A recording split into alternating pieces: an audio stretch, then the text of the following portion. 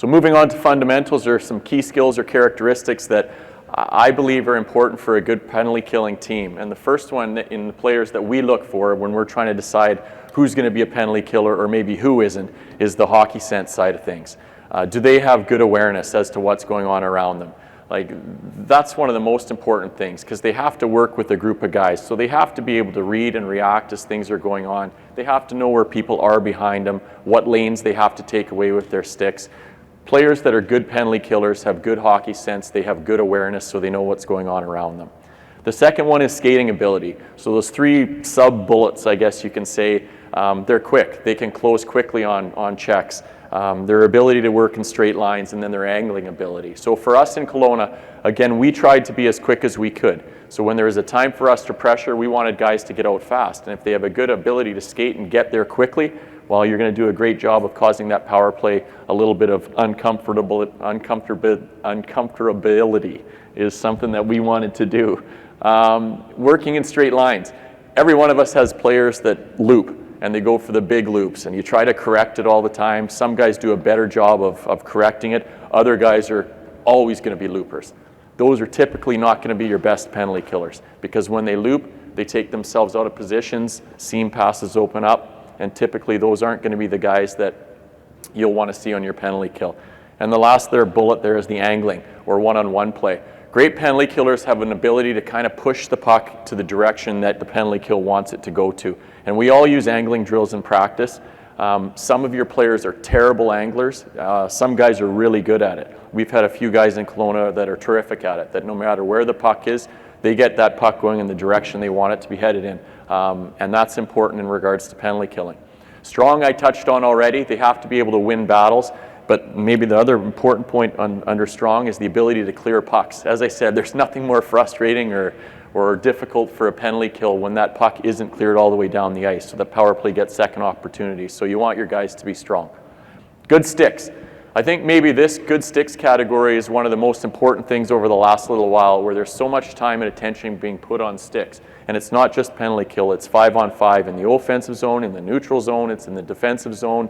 Having a good stick on the ice or stick on puck now is critical. So players that have that ability are going to be really good penalty killers. Everybody still wants to slash sticks or slash the pants. It's trying to get them to understand to keep that stick on the ice and stick on puck at all times is something that's critical. Courageous, of course, I think doesn't need to be spoken much about that one, but they have to be guys that are willing to block shots, not the flamingo where they lift the leg or they kind of, well, I thought I was in the shot lane, but actually I'm not in it. You want your guys to be courageous if they're going to be good penalty killers. And the last two, I think, are good for 5-on-5 as well.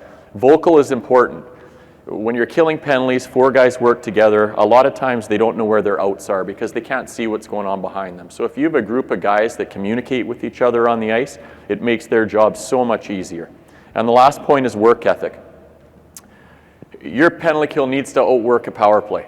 So typically your hardest working guys, your guys that are the most competitive guys, have a lot of pride in that job. So their work ethic is typically really, really strong. So moving into the penalty kill preparation. The first bullet, just to talk a little bit about the importance of penalty kill.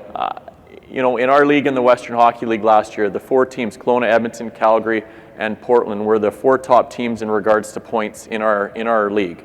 Our penalty kill was the #1 in the league. Last year we finished at the top of the standings. Edmonton followed us penalty kill wise, then Calgary, then Portland.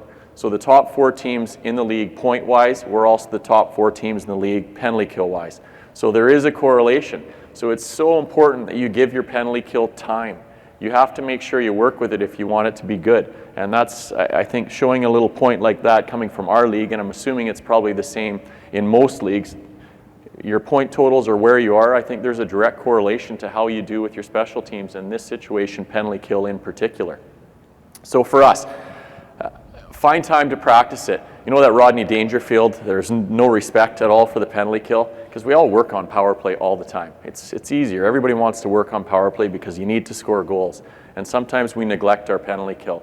But we have to find time in our practice to work on it. And I don't always just mean 5-on-4 in our own zone or penalty kill forecheck. Sometimes it's simple 2-on-1 drills around a circle where there's a guy in the middle, almost like pig in the middle, where his job is to know where a player is behind him and he has to change sticks to try to deny passes, to knock them away, or put himself in lanes. So little area games like that are part of working on your penalty kill to teach guys to be better with their sticks.